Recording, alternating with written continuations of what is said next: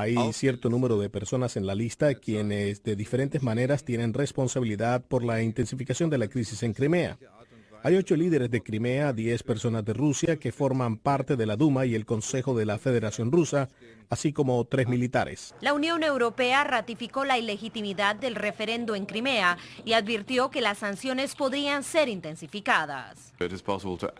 Es posible agregar otro tipo de medidas en el futuro, dependiendo de cómo Rusia reaccione al referéndum en Crimea, el cual ha sido una burla de lo que es una democracia real y cómo actúan ante la posibilidad de tener diálogo o negociaciones directas en los próximos días.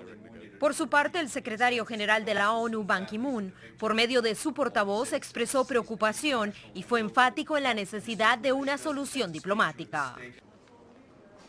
La Unión Europea anunció la imposición de sanciones contra 21 oficiales rusos y ucranianos involucrados en la crisis en Crimea. Estas incluyen restricciones de viaje, así como congelación de activos. Hay cierto número de personas en la lista quienes de diferentes maneras tienen responsabilidad por la intensificación de la crisis en Crimea. Hay 8 líderes de Crimea, 10 personas de Rusia que forman parte de la Duma y el Consejo de la Federación Rusa, así como 3 militares. La Unión Europea ratificó la ilegitimidad del referendo en Crimea y advirtió que las sanciones podrían ser intensificadas. Es posible agregar otro tipo de medidas en el futuro, dependiendo de cómo Rusia reaccione al referéndum en Crimea, el cual ha sido una burla de lo que es una democracia real y cómo actúan ante la posibilidad de tener diálogo o negociaciones directas en los próximos días. Por su parte, el secretario general de la ONU, Ban Ki-moon, por medio de su portavoz, expresó preocupación y fue enfático en la necesidad de una solución diplomática. Pero no solo los países miembros de la Unión Europea planean sanciones contra Rusia. El presidente de los Estados Unidos, Barack Obama, se refirió este lunes a medidas que implementará su gobierno contra Rusia por lo que ellos catalogan como una interferencia en Ucrania. Estas fueron las declaraciones del mandatario. Como primer paso, está autorizando sanciones a funcionarios rusos, a las entidades que operan en el sector de las armas en Rusia y a las personas que prestan apoyo material a los altos funcionarios del gobierno ruso. Y si Rusia continúa interfiriendo en Ucrania, estamos dispuestos a imponer más sanciones. En el futuro podemos calibrar nuestra respuesta en función de si Rusia decide escalar o desescalar la situación. Creo que todavía hay un camino para resolver esta situación diplomáticamente, de una manera que aborde los intereses de Rusia y Ucrania.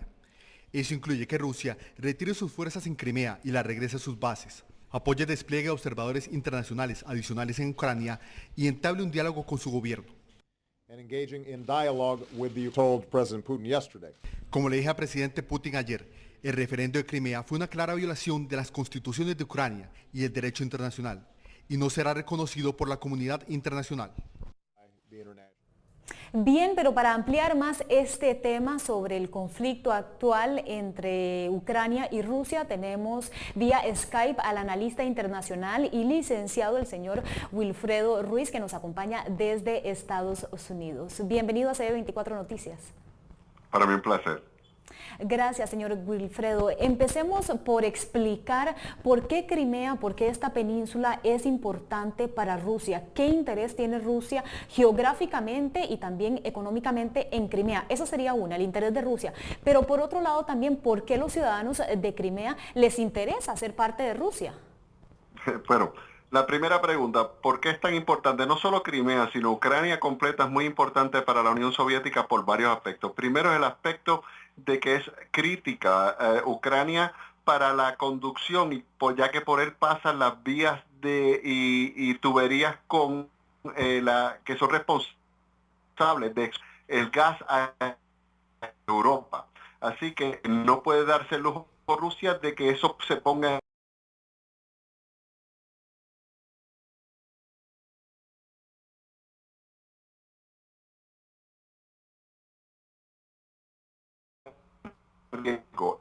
la cantidad de comercio en el orden de miles de millones de dólares. Y lo que es muy importante, específicamente en Crimea, Rusia tiene una base naval, que es la que le es una punta de lanza en cuanto a la proyección de fuerza militar que pueda hacer Rusia en el Mar Negro. Así que todos esos tres ángulos hacen a Ucrania y en específico a Crimea muy importante. ¿Por qué los ciudadanos quieren unirse a Rusia? En realidad, el 60% de los ciudadanos de Crimea son de origen ruso y son rusoparlantes. Las poblaciones iniciales de Crimea eran los tártaros y los tártaros fueron en realidad de alguna forma víctimas de una limpieza étnica durante la época de Stalin porque les acusaron en aquel entonces, luego de la Segunda Guerra Mundial, de haber colaborado con los alemanes. Así que Rusia los expatrió al medio de la Siberia y hizo una limpieza étnica. Luego de que se disolvió la Unión Soviética y advino a Rusia, entonces comenzaron los tártaros musulmanes a repoblar en algo a la Crimea, pero solo componen un 15%. Así que 60% rusos, 15% tártaros y el resto son ciudadanos ucranianos que viven en la Crimea.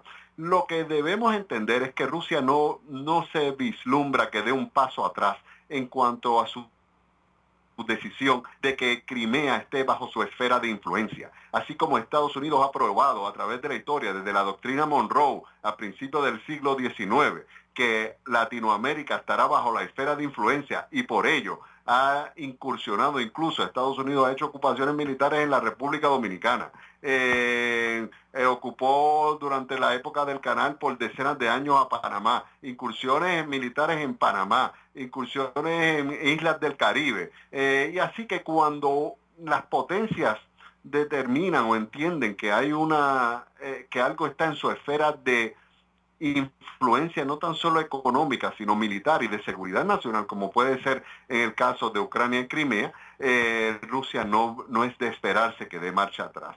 Por otro lado, Europa tampoco está en una posición de pulsar mucho con Rusia porque está viviendo una crisis económica y Europa depende de Rusia en un 30% de sus importaciones de recursos energéticos. Así que está en una posición muy delicada, lo que nos hace augurar que Rusia simplemente va a seguir hablando, dando algún espacio al diálogo, pero en cuanto a su decisión de que Crimea esté en la esfera de influencia decisivamente de Rusia, no debe esperarse que dé un paso atrás. Las medidas que puede tomar, por otro lado, Europa y los Estados Unidos para presionar a Rusia no deben ser medidas de las que debemos ver algún efecto a un corto plazo, quizás a mediano y largo plazo.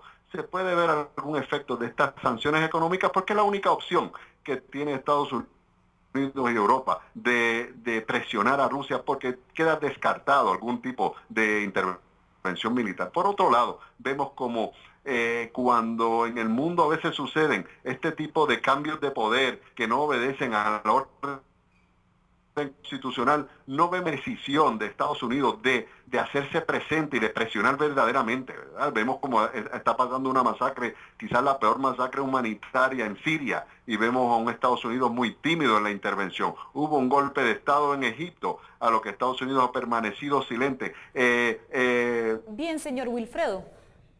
Hablando del referéndum que ocurrió precisamente este fin de semana, yo quería preguntarle en su opinión cuál es la legitimidad que tiene este referéndum, tomando en cuenta que la comunidad internacional ha dicho en repetidas ocasiones que no hubo observadores internacionales, que los soldados rusos estaban ahí desde hace semanas también y que el tiempo de preparación para este referéndum fue muy poco como para informar a la población de las consecuencias que podría tener incluir a Crimea dentro de Rusia. ¿Cree usted que este referéndum fue legítimo o no? Estados Unidos ya dijo que no, la Unión Europea no lo reconoce.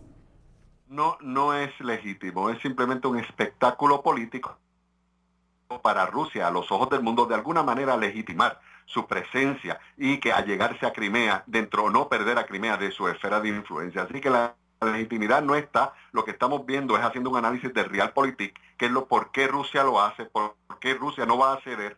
Pero, por otro lado, la comunidad internacional tiene muy pocas herramientas para en realidad presionar a Rusia para que en ese vecindario tan caro de Rusia pierda esa influencia y esté Europa tratando de allegarse, amigos. ¿Qué hizo Europa cuando Rusia hace poco invadió a Georgia? Nada. Lo mismo que hizo Eisenhower cuando Hungría fue invadida por Rusia. O sea, hay Hay momentos en la historia donde muy poco se puede hacer cuando una potencia está protegiendo su vecindario, que es lo que está sucediendo, de mantenerlo en su esfera de influencia, ¿verdad? Bien, y ya para finalizar, ¿qué injerencia podría tener Naciones Unidas en este conflicto, teniendo en cuenta que Rusia es uno de los 5 estados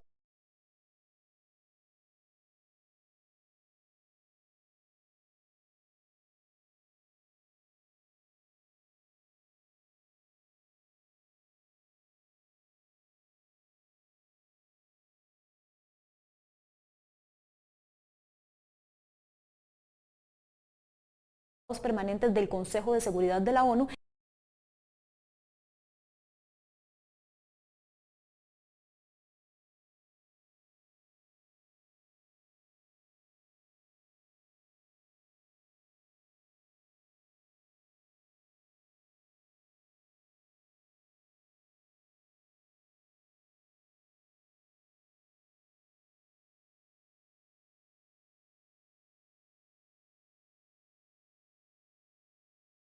Y que por lo tanto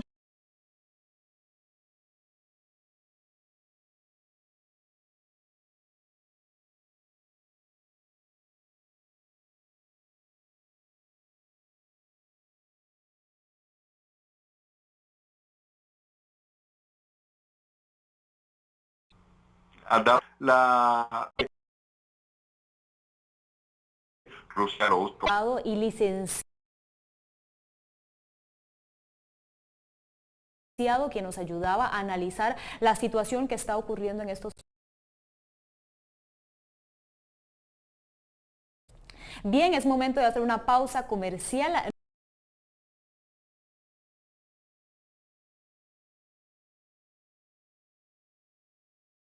No se vayan porque al volver más información. López llamó al esto y más al